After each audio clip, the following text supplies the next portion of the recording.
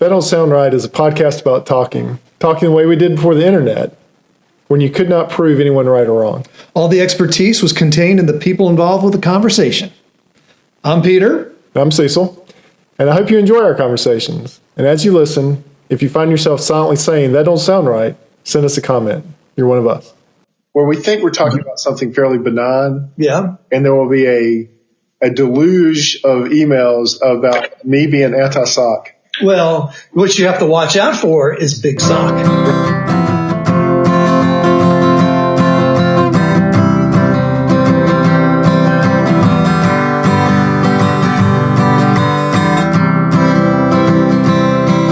Welcome back to another episode of That Don't Sound Right, a podcast about talking. We're your co-hosts. I'm Peter Billin. I'm Cecil Davis. And we're just trying to have a conversation without Googling or fact-checking. Those things can so easily kill the conversation. You know, and this week, based on one of our conversations, episode 21, Rubber Meets the Road. This goes all the way back to season 1. That's season 1. That's old school. That's old. I was listening to an NPR episode. Yeah. And they were talking about how heavier cars cause more damage to the road, and that now the rubber that's coming off the tire is really starting to cause some environmental damage. And so it reminded me of episode 21. We have a more important issue tonight because we have someone in the remote studio tonight. Well, who we welcome? Scott Spickard. Welcome to the show, Scott. Welcome to the show. Thank you so much. I'm excited to be here. So the reason you're here is you wrote us a letter that contained 3 ideas. Do you remember the letter? Yes, I've got it pulled up right here to refresh my memory. So what were your 3 ideas for a podcast? So we got 3 topics that just fit perfectly with your concept here. So the first one, I've heard from a couple of my friends that wearing socks to bed positively impacts their sleep. I think that just doesn't sound right. Yeah, you got that right. Sound right. Second one, forget about it. Okay, we'll talk about that. All right, what's next? cold showers don't sound right to me. I can appreciate that. I think I have some comments on that. And then this last one might be kind of the silliest of them all, but I've heard recently that high fives were formally invented in the 1970s. I love it. Formally invented. I think I have some thoughts on that too. Do you really? Yeah. Interesting. So, Scott, before we dive into these very good topics, what brought you to That Don't Sound Right? Because I would think our average listener tends to be a little older and more curmudgeonly than you. That's right. Well, yeah, that's a good point. And I think that brings up the fact that older folks are often wiser. So I'm just trying to, start early with listening to the great content that's out there. Scott, get asked back on the podcast. That's fine. Scott obviously was a young man of fine taste and discernment. Let's start with the top one. The top one was socks. Yeah. Wearing socks to bed positively impacts your sleep, is what you said. That's right. So we've got 2 really good friends, Phil and Samuel, and they've both told me that they don't know the science behind this. And in the spirit of the show, we haven't looked it up at all, but they say that if they need a good night's sleep, they wear socks to bed. And I have not heard, in fact, I've heard the exact opposite from most other people that completely detest wearing socks to bed. But it seems so funny that Phil, for example, doesn't wear socks always to bed, which I asked him why, if it makes him sleep better, and he doesn't know. But they just know that they sleep better when wearing socks to bed. Interesting. Does he wear socks during the summer with sandals? That's a great question. He's generally barefoot in the summer. Yeah, all right. I can't sleep in socks. Can you sleep in socks? I can, but it has to be extreme winter conditions. Yeah. But even then, I find my feet sweating. Mm-hmm. I got to pull those things off. I mean, when it's 10 degrees outside, I cannot, when I first get in my sleeping bag, the only reason I'm putting socks on is because the whole sleeping bag's so dang on. Mm-hmm. But once everything warms up, the socks are off. Yeah, no, that's two different. Like in a bed and a sleeping bag, I can see in a sleeping bag because you're trying to stay warm. No, once I'm in the bag, the socks are off. Yeah, but I can't.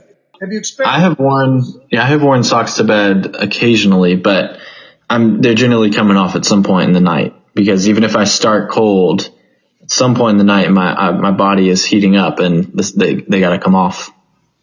And I think so my wife wears socks to bed. Does she? That's right. That's right. We were talking when Scott first sent this email, we started talking about this. And Christy says she does, doesn't she? Yeah, she wears socks to bed. And I do not. I cannot. And we also have another thing that has happened where she tucks the sheets into the bottom of the bed, and I can't sleep with tucked in sheets. Because your feet are pointed downward when you're lying on your back. Yeah, right. And I have big feet. You actually can pull a muscle when you're trying to keep that sheet out. Exactly. It's dangerous. Exactly.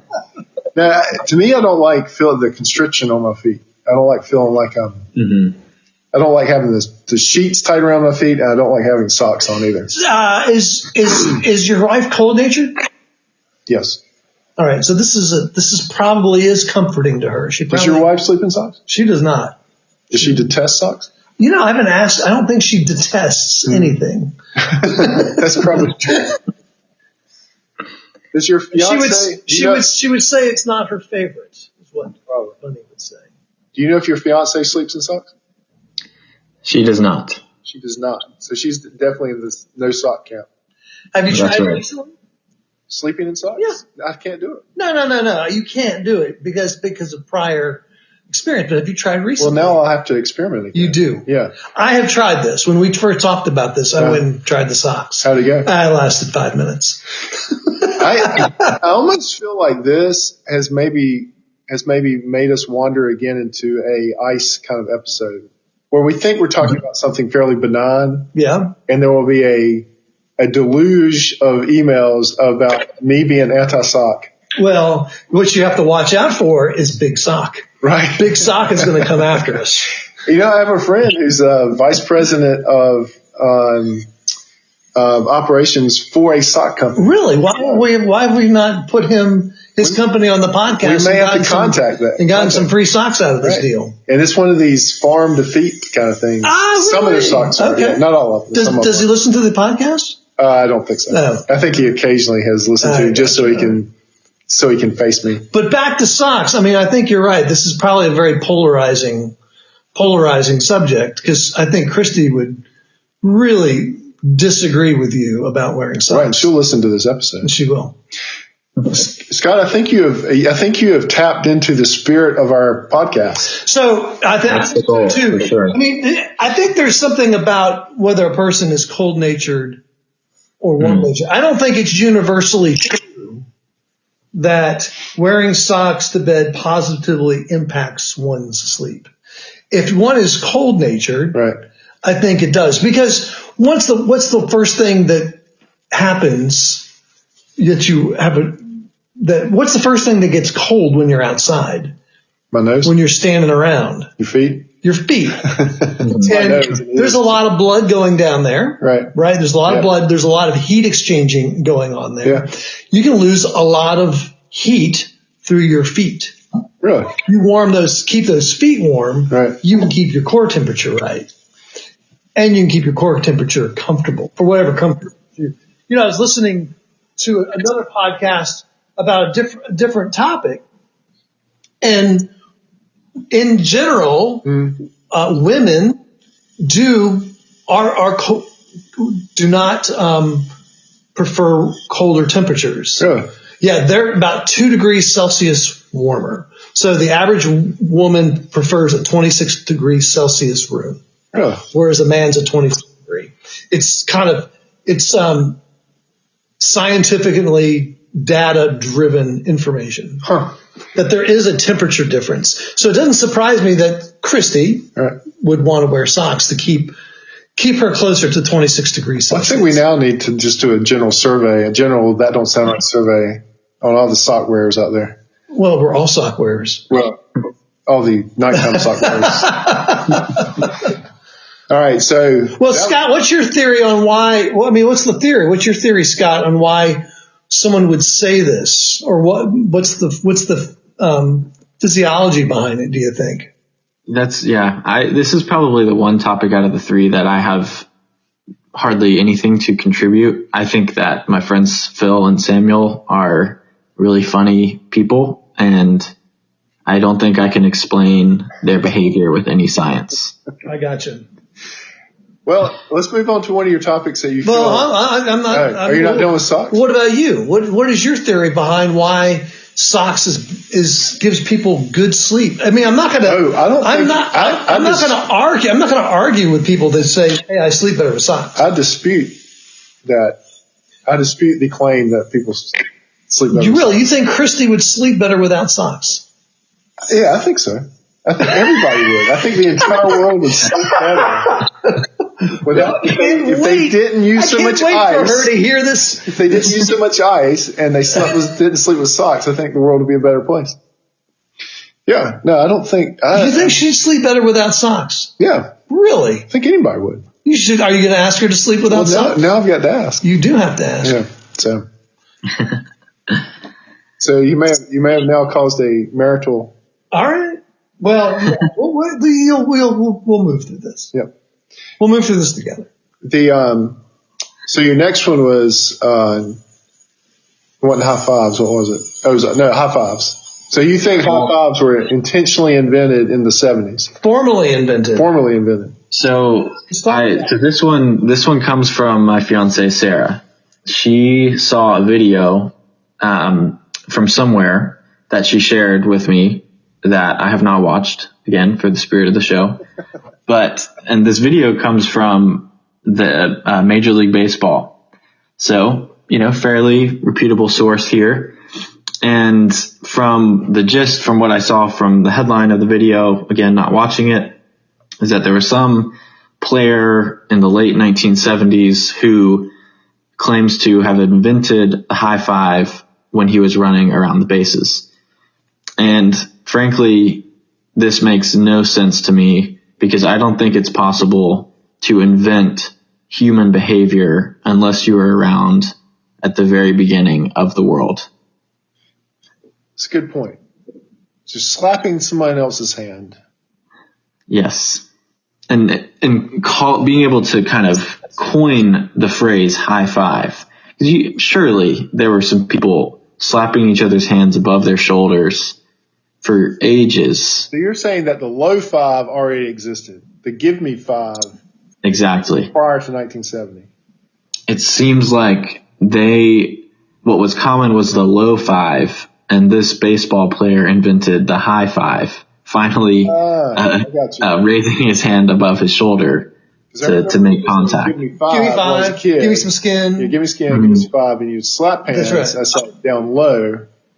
Yeah. But I was born in the 70s. I mean, I was born in the 60s, so I would have been around when this was invented, if I would have been young. Well, when I first read about that, the first thing that did come to mind is some kind of sports. There's a lot of camaraderie among sports teams when things go right. Like, what kind of sports do you see a lot of just fives and slapping around? Right. Baseball. How about volleyball? Really? Yeah, the guys and gals that play volleyball after something, they're high tens, right?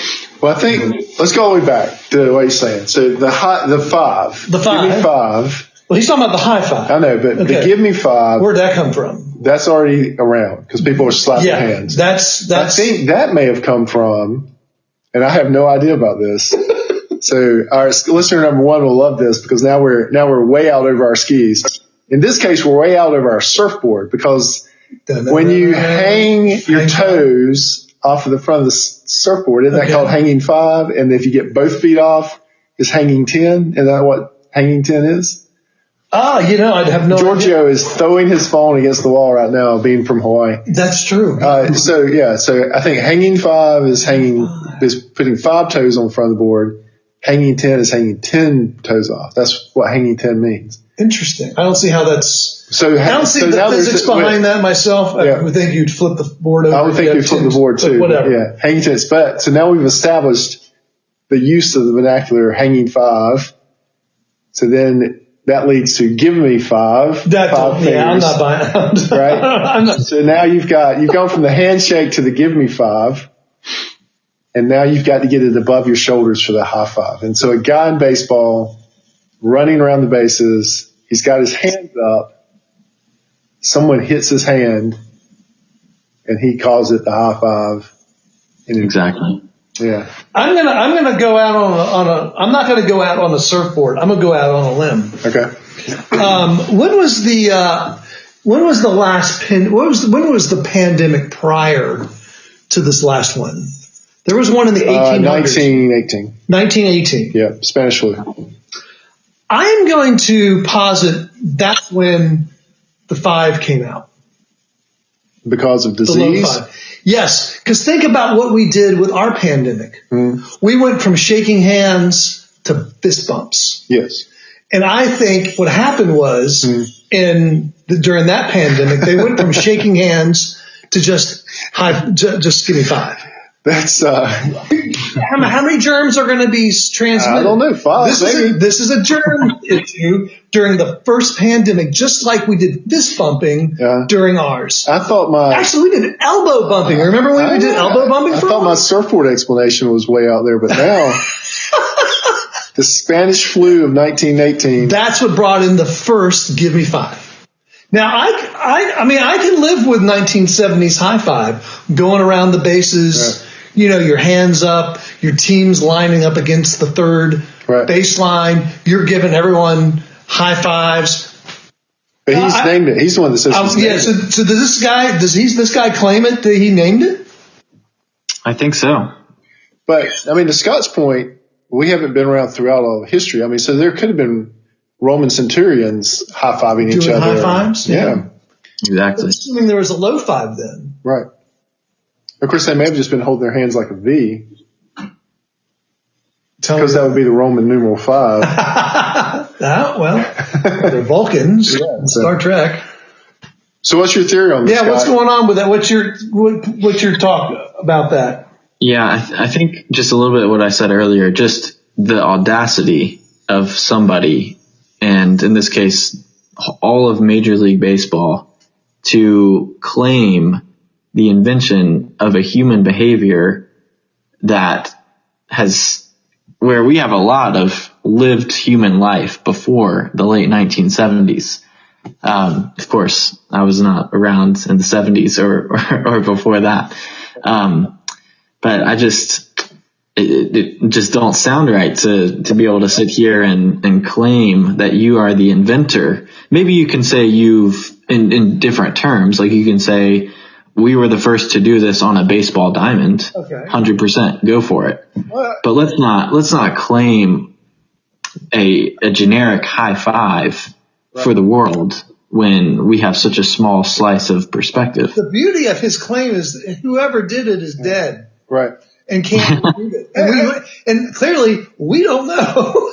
and I think, I do agree with Scott, it'd be like someone saying they invented the kiss or the hug. Exactly. Or the fist bump. The fist bump or the pat on the back. I invented the pat on the back. Right. Yeah. Or, football players, they slap each other on the rear end. Yeah. So that's what you invented. Some football player in the. All right, Scott, I agree with you on that. I think that's a little far to say that someone could invent human behavior. Now, your last thing, I think we'll probably go into another larger episode. We might have to talk about a little this on another episode. Yeah. Let's talk about it now. By the way, I feel like maybe we'll get an email from Phil and who else? Samuel. And Samuel coming on to refute. We would welcome it. So our email is tdsrpodcast@gmail.com. Yep. But also you can contact us on TDSR Podcast on Instagram. Right. Or message us there. Scott, you have the secret hotline now. So. You do have the secret hotline, text hotline. So now you've got, the last episode, the last topic is cold showers? Tell us about this. All right, cold showers. So this might be the most controversial out of the three, I will say, because I know there's a lot of science behind like ice baths, for example, and just cold water, something with our brains and bodies react well to cold water, cold things. I'm not a STEM or science person by any means, so it's all above my head. But my argument for that cold showers don't sound right is that for me, it makes no sense for anybody to choose a cold shower in the morning or at night, like to wake themselves up or to kind of shock their system, versus a nice warm shower that makes you feel comfortable, safe. I've heard some things around, like there's a reason why a lot of people have their best thoughts in a shower. If it's warm water, of course, in my argument here, because of how your body is in a calming state. So you're able to maybe think and have more creative ideas or solve problems to things going on in your life. So my whole argument is around the fact that there's no way it can be any better than a warm shower, because of all the benefits of a warm shower and the pain that comes from a cold shower, and how it cannot be any good. And I can speak from experience. I've tried it a couple times when people say how amazing cold showers are, and I start with the water on cold, and maybe this is just a me thing.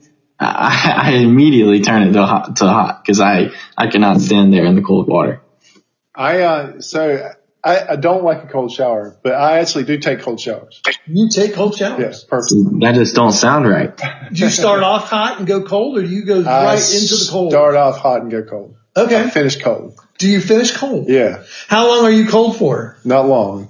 But I will take it. I'll 30 seconds, 10 seconds, 60 seconds? 15 seconds. Okay, all right. But there is a listener out there, I do think, that will take exception to this, because it's one of my cousins who he will go into a cold pool in the winter, like in the morning. Mm.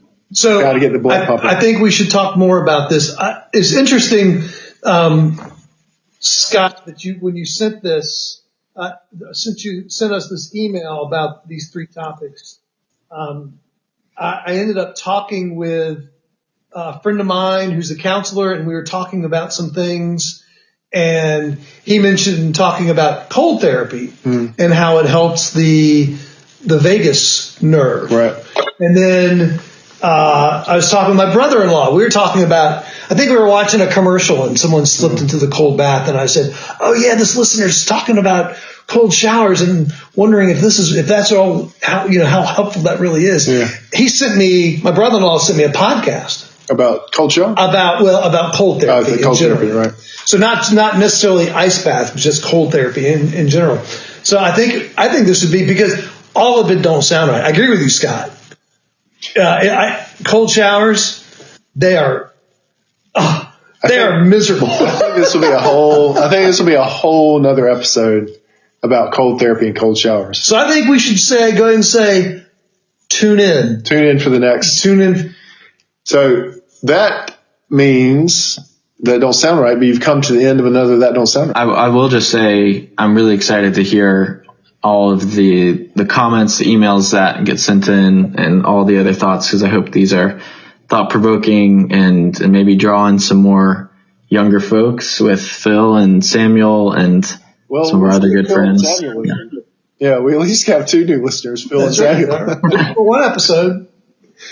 That's right. All right. Well, it has been good to have you on here. So what do you do? What do you do for a living?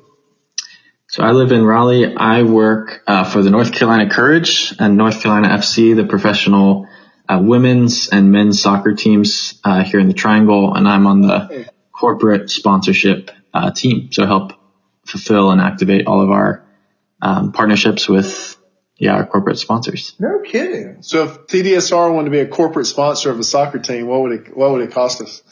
Can you tell us that on air? That's a great question. We have all kinds of different packages. So, if you can. That's free. Probably not.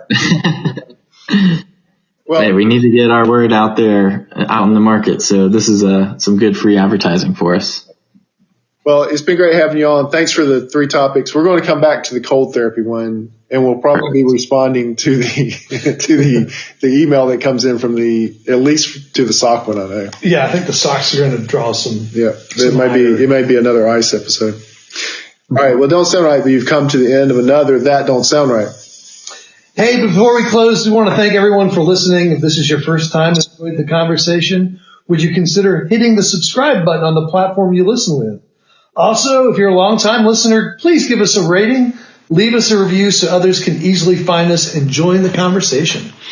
And once again, thanks for being here, Scott. And That Don't Sound Right is a production of, well, before I say that, Wonderfully Made Designs advertises with us, and they are a small business that specializes in custom-made T-shirts and decals. Contact Casey on Facebook at Wonderfully Made Designs 139.14. Use code TDSR10 for 10% off your first purchase. We still got a coupon code. We still got a coupon code. Whoa.